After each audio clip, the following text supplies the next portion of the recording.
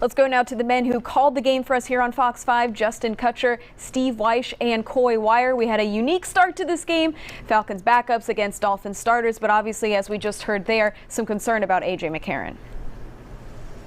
Yeah, no doubt about it. I mean, we talk about it all the time. The last thing you want to see is a player get hurt, not just in any game, but really in a preseason game. And for A.J. McCarron, this was such a big game for him because of what happened last week, what happened this week at practice.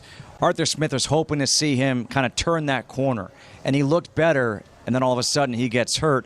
And now that backup quarterback position is up in the air. Well, 100%. And he looked like he turned that corner. I mean, he was moving that offense well against a first-team Dolphins defense, which led the NFL in takeaways last year. I mean, this is a good defense. Now they're in a situation where if this injury is even moderately serious, they've got to go out into the free agent market and maybe find someone like a Blake Bortles or an RG3, some of the few free agents out there, to back up Matt Ryan. This is not an ideal situation, so they have to hope the injury is not serious and hope that Felipe Franks really learns a lot from tonight, because he's really going to be put on the spot. Yeah, that's certainly one of the major concerns.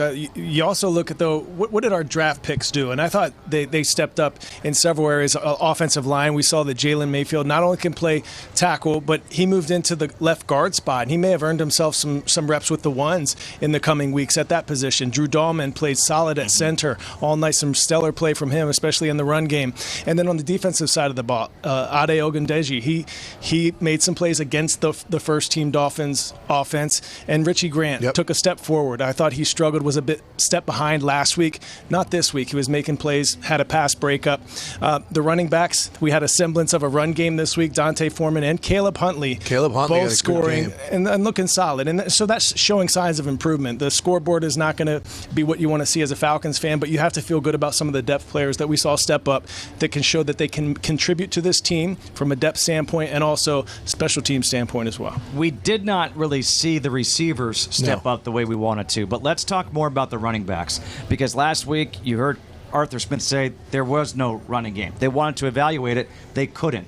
Now he can evaluate something from this game, right? Well, 100%. I mean, look, Caleb Huntley, we saw him score the touchdown run, but some of the blocks that he threw, again, sprung Felipe Franks on a long run, some of the things he did in pass protection, he had a very solid all-around game. That's what you're looking for of a player who's going to be probably your number 3 or number 4 guy. I thought him and Foreman, and the way they finished the runs, I mean, that's what you want in this offense. I thought those two really distinguished themselves tonight. Yeah, I think in short yardage situations, we've needed the past several years to see that back who can move a pile. We need to see run game that can finish games. So this Falcons offense is going to score points with Matt Ryan and crew.